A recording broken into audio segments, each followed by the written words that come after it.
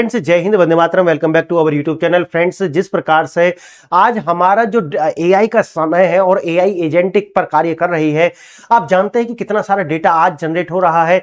इस डेटा को सेव करने के लिए डेटा सेंटर्स बनाए जा रहे हैं दुनिया में, और साथ ही साथ में डेटा सेंटर्स जो होते हैं उनके लिए दूसरे एनवायरमेंटल इश्यूज तो है ही है, लेकिन साथ ही साथ में सबसे बड़ी जो समस्या आ रही है आज, वो है कंप्यूटिंग की।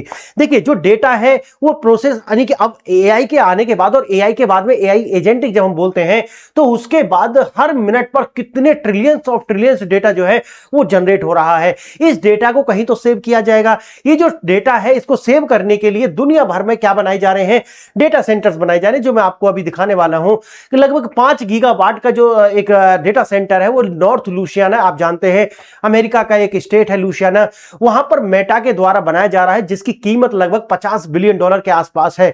ये दुनिया का सबसे बड़ा डेटा सेंटर्स है। अब देखिए, यहां तो समझ में आ गया, लेकिन ये जो डेटा सेंटर्स हैं इनको चलाने के लिए एनर्जी की आवश्यकता होती है। अब देखिए, डेटा सेंटर्स है, इन्हें चलाएंगे तो एनर्जी, और क्योंकि अब एजेंटिक एआई आने के बाद में एनर्जी की और ज्यादा आवश्यकता हो जाएगी। तो इस पूरी स्थिति को दिया जा रहा है एक नाम, जिसका नाम बोलते हैं एनर्जी कंप्यूटिंग बोटलनेक।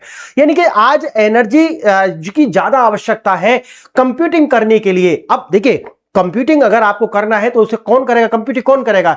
इसको हम बोलते हैं माइक्रो प्रोसेसर्स, यानी कि चिप्स बोलते हैं, कुछ इसे ट्रांजिस्टर्स बोलते हैं। तो ये इसे कंप्यूट करते हैं। जो आपका डेटा होता है उसको प्रोसेस करने का काम कौन करता है? इसे प्रोसेस करने का कार्य करते हैं चिप्स, जिसे हम माइक्रो प्रोसेसर्स बोलते हैं। अब देखिए, समस्या क्या है कि आप देखेंगे कि जो मूर्स थे, जो कि ये जो इंटेल के जो सह संस्थापक थे, उनका नाम आप जानते हैं, मूर्स लॉ भी एक उन्होंने बनाया था। उनके नाम पे एक लॉ दिया गया जिसका नाम है मूर्स लॉ। अच्छा, मूर्स लॉ कहता क्या है? मूर्स लॉ यह कहता है कि जो ये इंटीग्रेटेड सर्किट्स हैं, हर 24 महीने में, यानी कि हर 2 साल में, जितने इनके ऊपर क्या होते हैं, अगर आपको मैं थोड़ा बारीकी में समझाऊंगा क्योंकि आप जब ही समझ पाएंगे। देखिए, ये जैसे आप समझिए, ये एक क्या है, ये चिप है ना, ऐसे ही चिप है।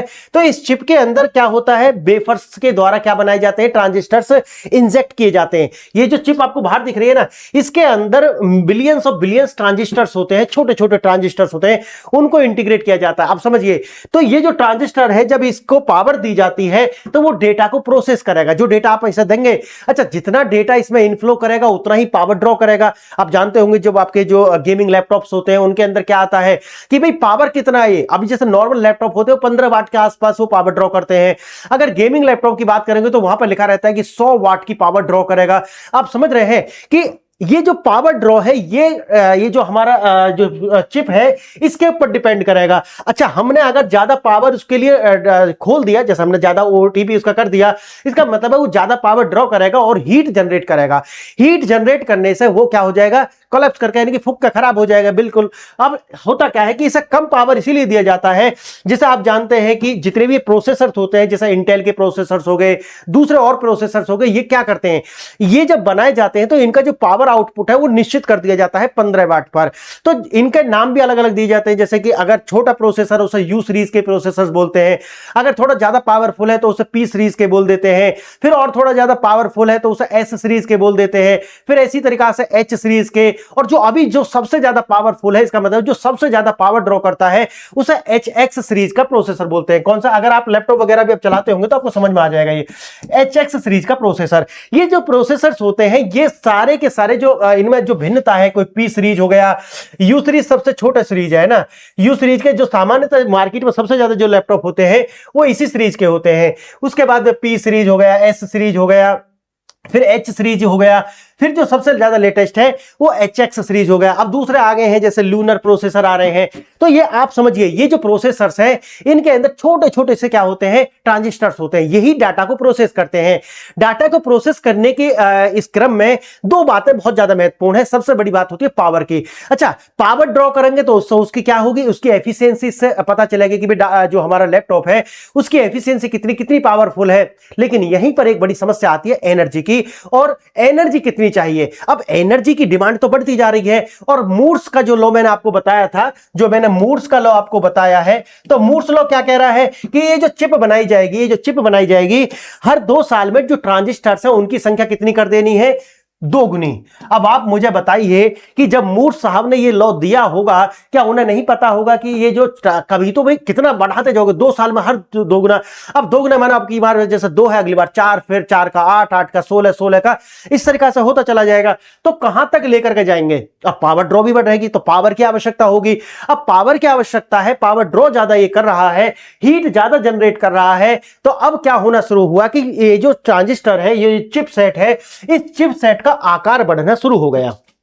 अब आप समझिए, जो दुनिया के सामने सबसे बड़ी जो टेक्निकल प्रॉब्लम है वो यही है, क्योंकि देखिए जो इस बोटल नेक को पार करेगा दुनिया पर राज वही करेगा। अब आप समझ सकते हैं तो कि अब मूर्स का जो लॉ है उसमें डबल तो करना है। अब एक समय के बाद में जो चिपसेट है उसका भी तो आकार देखना पड़ेगा ना भाई, आकार कितना रखें इसका आकार कितना रखें। तो आकार बढ़ता गया। अब उसके लिए इन्होंने दूसरे तरीका निकाले। उन्होंने क्या करा कि जैसे ये एक चिप है ना, ये चिप है, इसको हॉरिजेंटल और वर्टिकल आपस में इसका क्या करना शुरू कर दिया, इसका एक आर्किटेक्चर बनाना शुरू कर दिया। अब जैसे ये एक चिप हो गया, इसके साथ में दूसरी चिप को जोड़ दिया, फिर दूसरी के साथ में अब ये लंबा, और फिर इसके बाद में हॉरिजेंटल और वर्टिकल दोनों तरीका से चिप जोड़ना शुरू कर दिया। अब उससे उसकी विड्थ और उसकी हाइट बढ़नी शुरू हो गई। अब समझिए इस बात को। अब आप मुझे बताइए, हाइट भी बढ़ रही है, विड्थ भी बढ़ रही है, पावर ड्रॉ बढ़ रहा है, क्योंकि कई सारी चिप आपने एक साथ जोड़ दी है। तो इसका समस्या पता क्या आएगा?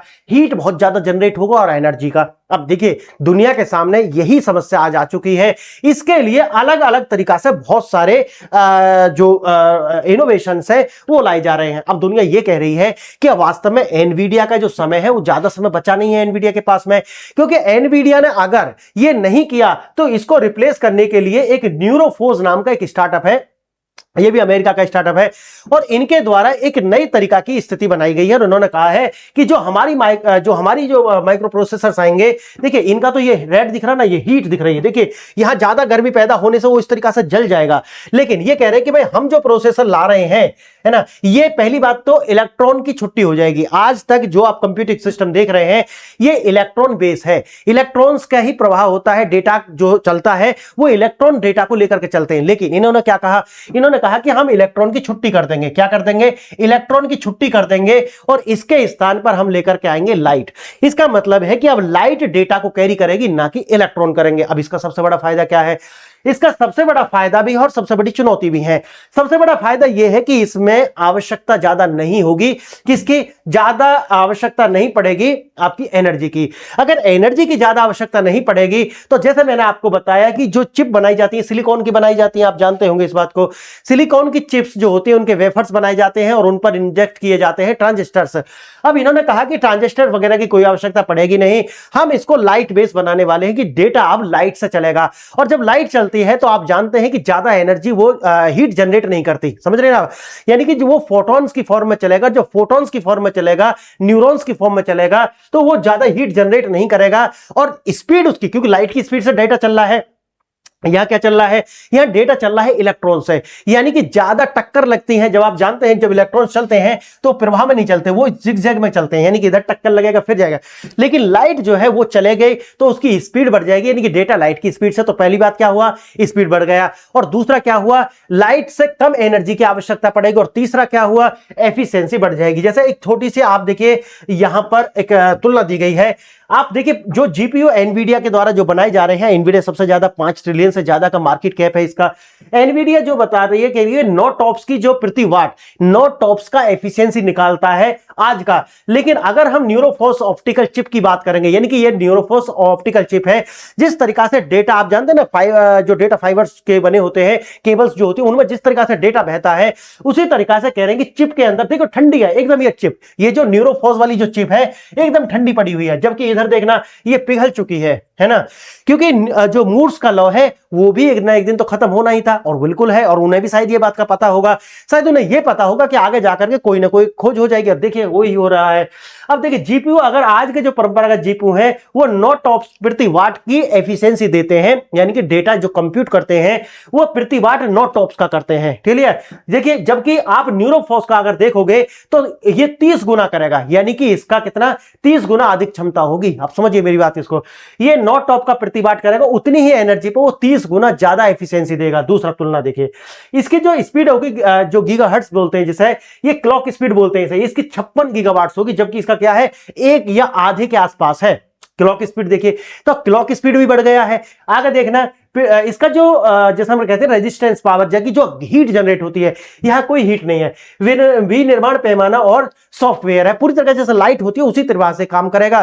तो हीट जनरेट नहीं हो रही, ज्यादा लाइट का वेस्टेज नहीं हो रहा, एनर्जी बोटलनेक है। और क्योंकि देखिए आज का जो एआई है, जब एजेंटिक एआई बोलते हैं, अगर दुनिया को इसका पूरा फायदा उठाना है तो हमें भाई न्यूरोफोर्स पर जाना पड़ेगा, अन्यथा हम इसकी पूरी जो क्षमता है उसका उपयोग कर ही नहीं पाएंगे। क्योंकि आपको जिस तरीका के फुटेज चाहिए, जिस तरीका की वीडियोस चाहिए, जिस तरीका से हमें डेटा को फ्लो कराना है, जिस स्पीड से चाहिए, वो इलेक्ट्रॉन बेस्ड तो नहीं हो सकता। क्लियर है? जो इलेक्ट्रॉन बेस आज हम कर रहे हैं वो पॉसिबल नहीं है, और मूर्स का लॉ तो असफल होना लाजमी ही था, और ये हो चुका है। और एनवीडिया जो है वो मूर्स के लॉ पर टिका हुआ था, और जैसे मैंने आपको बताया कि ये अगर नहीं होता है तो अब दुनिया जो है अच्छा, ये मत समझ लेना कि ये जो ऑप्टिक जो न्यूरोफोर्स है ये कोई छोटा मोटा स्टार्टअप नहीं। मैं आपको आगे इसमें बताऊंगा। इसके अंदर चाहे तो आप जानते हैं कि जो माइक्रोसॉफ्ट के जो सह संस्थापक थे उनके द्वारा, और बहुत सारे जो बड़े बड़े लोग हैं इनके मेटा के द्वारा भी इसमें पैसा लगाए हुए हैं। तो ये एक बहुत बड़ा प्रोजेक्ट है। थोड़ा इसे देखेंगे और देखेंगे इसके अंदर कि क्या है। इसे देखिए आप थोड़ा सा पहले कि यहां पर जो निवेशक हैं उनके द्वारा जो डेटा सेंटर्स बनाए जा रहे हैं, लगभग 50 बिलियन से ज्यादा का निवेश किया गया है। ये मेटा की कंपनी है। अब देखिए आप अगर बड़े बड़े डेटा सेंटर्स बनाएंगे तो हीट बहुत जनरेट होगी। तो इसके लिए जरूरत क्या है? जरूरत इस बात की है कि ये ध्यान रखना, दुनिया का सबसे बड़ा डेटा सेंटर है, दुनिया का 5 गीगावाट है, 4.2 लाख करोड़ रुपए का इसका कीमत है। सोचिए जो इसमें इन्वेस्ट हुआ है।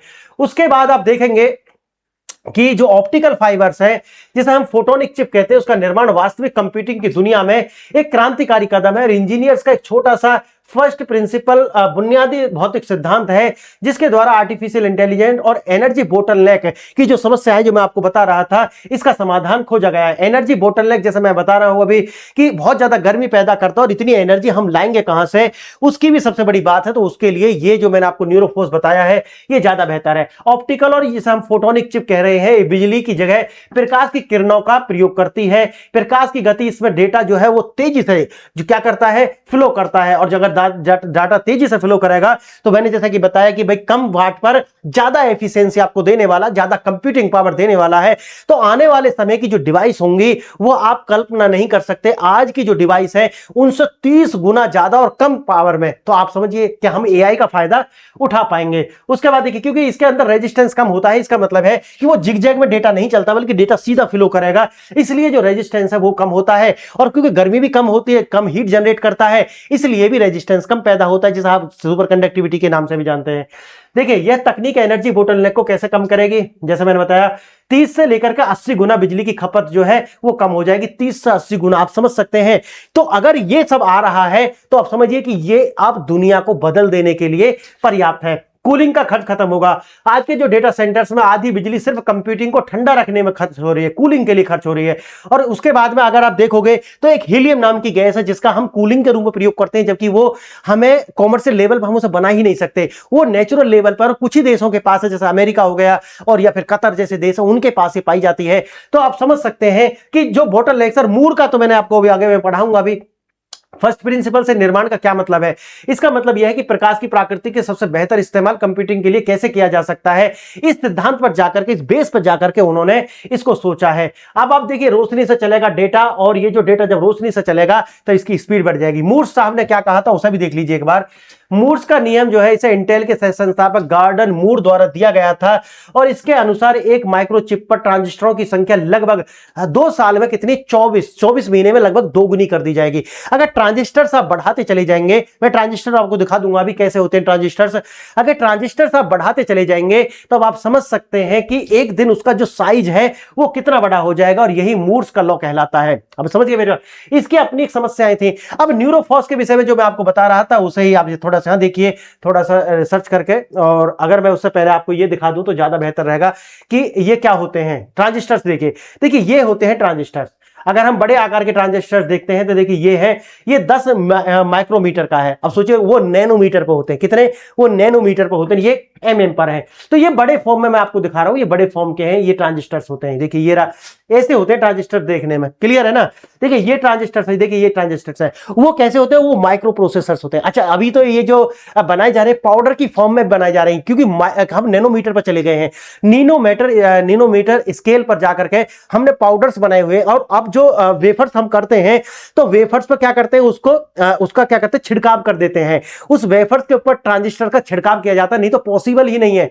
जिस तरीका का आज डेटा आ रहा है उस तरीका के डेटा को प्रोसेस कर ही नहीं सकती जो माइक्रोचिप है, अगर हम पीछे 2 साल पहले जाएंगे। तो इसलिए आप देखते हैं कि जो हम नई नई डिवाइस आती हैं उनकी एफिशिएंसी हमेशा बढ़ करके आती है। उसका कारण यही है कि हर 2 साल में ट्रांजिस्टर की संख्या दुगनी हो रही है। इसका मतलब है स्वभाव तो उसकी जो संख्या है वो बढ़ ही जाने वाली है। तो देखिए इसी तरीका से आप इसे भी देख सकते हैं।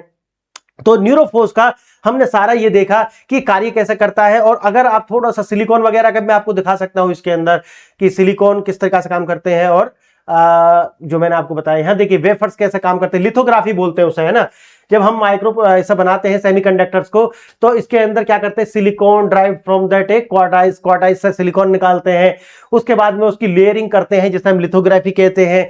और जब लिथोग्राफी हो जाती है तो इसको बोलते हैं वेफर्स। वेफर्स का मतलब है कि जो लिथोग्राफी के बाद में जैसे पनीर की टिक्की होती है ना, वैसे जम जाता है वो सिलिकॉन, उसको बारीक बारीक परतों में काटा जाता है। और जब वो बारीक बारीक परत होती है जिसे स्लाइस बोलते हैं आप, तो फिर उसके अंदर क्या करते हैं, ट्रांजिस्टर्स को क्या करते हैं, इम्प्लांट करते हैं, ऐसे गाड़ देते हैं, है ना। लेकिन आप जानते हैं कि अब ये माइक्रो लेवल पर चला गया है, तो इसके बाद में ये लगातार, इसे बोलते हैं डोपिंग, देखना। उसके बाद ये कहते हैं ट्रांजिस्टर स्ट्रक्चर, जिसे बोलते हैं MOSFET।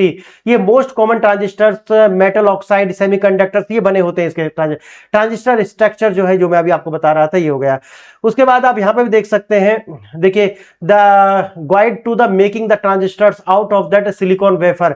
तो ये सब कुछ चल रहा है दुनिया के अंदर, और मुझे लगता है कि ये क्रांति है, ये क्रांति है जो आने वाले समय में दुनिया के यहां पे भी और देख सकते हैं, एआई कंप्यूटिंग का भविष्य है, इलेक्ट्रॉनिक का अंत, इलेक्ट्रॉन बेस खत्म हो जाएगा, अब ऑप्टिकल मेटा सरफेस जिसे हम बोल सकते हैं वो, प्लस जैसे मैंने आपको बताया कि अब लाइट की गति से डेटा आगे बढ़ेगा। तो उसका फायदा क्या है वो देखिए, जैसे आप देख सकते हैं मैट्रिक्स मल्टीप्लिकेशन जो है वो उस पर आधारित, जितने भी LLM मॉडल देख रहे हैं ना आप, अभी जो जेमिनी हो गया, ये सब LLM मॉडल पर आधारित है। और जो LLM मॉडल होता है वो सब मैट्रिक्स मल्टीप्लिकेशन पर आधारित है। इसका तात्पर्य यह होता है कि जो डेटा है, जैसे कि चिप है, तो चिप जो क्या करती है, डेटा को ड्रॉ करती है कहीं और से, है ना। आप जैसे रैम और रोम का आपने देखा होगा कि भाई रैम कितने हैं, जैसे 8-16 GB ऐसा होता है ना। तो जितनी ज्यादा रैम होगी वो डेटा को अपने अंदर इतना रख पाएगी, और ज्यादा जब डेटा आप उसके अंदर ही होगा, उसे ड्रॉ नहीं करना पड़ेगा कंप्यूटर की और स्थानों पर से, जैसे रैम के अंदर से, रोम के अंदर से। तो इसका मतलब है कि डेटा इसके अंदर रहेगा, तो डेटा इसके अंदर रहेगा तो उसको ज्यादा तेजी से कंप्यूट करना आसान हो जाएगा। इसीलिए जो ज्यादा रैम होती है, जैसे 16 GB रैम का जो कंप्यूटर होता है, वो क्या है, ज्यादा तेजी से प्रोसेस करेगा डेटा, जबकि 8 GB वाला जो है वो कम तेजी से प्रोसेस करेगा डेटा। या वीडियो प्ले करनी हो, या फिर कोई वेबसाइट खोलना हो, या फिर PDF खोलना हो, कुछ भी कार्य, या फिर एडिटिंग करके वीडियो रेंडरिंग करना हो, तो रेंडरिंग में आप जानते हैं GPU भी बहुत महत्वपूर्ण होता है ना, ग्राफिक प्रोसेसिंग यूनिट्स होते हैं। तो ये है। उसके बाद देखिए इलेक्ट्रॉनिक के माध्यम से ऑप्टिकल ट्रांजिस्टर्स जो है, और एनर्जी कंजप्शन जो मैंने आपको बता ही दिया इसके लिए। तो अब देखिए एआई जो है, इसका एआई मॉडल्स को 100 गुना अधिक कंप्यूट करने की आवश्यकता है। मौजूदा जीपीयू स्केलिंग केवल चिप्स के बड़े पैमाने पर निर्भर है। अगर हम इसे जारी रखते हैं तो जैसे मैंने बताया कि बढ़ाते बढ़ाते इतना हो जाएगा कि 70 किलोवाट ऊर्जा की आवश्यकता होगी एक चिप को चलाने के लिए। एनर्जी कितनी ज्यादा जनरेट होगी, उससे आग लग सकती है। तो जो मैंने आपको ये बता दिया, इसका प्रॉब्लम है मूर्स का लॉ मैंने आपको बता दिया। कंसेप्ट ये जो आज का है, इलेक्ट्रॉन बेस्ड जितने भी अब ये मशीन है, ये डिवाइस है, इनका समय अब ज्यादा बचा नहीं है। और फ्यूचर होने वाला है किसका? फ्यूचर होने वाला है न्यूरोफोर्स का। यानी कि अब लाइट से बहेगा, इलेक्ट्रॉन का जो समय है वो जा चुका है, या फिर आने वाले 2 से 4 साल में ये खत्म हो जाएगा, क्योंकि हम उतना बना ही नहीं पाएंगे, उतने ट्रांजिस्टर्स हम लगा ही नहीं पाएंगे। तो तो ये है, तो जीपीयू को हमेशा जीतता है, उसका कारण क्या है ये सब मैंने आपको बताया।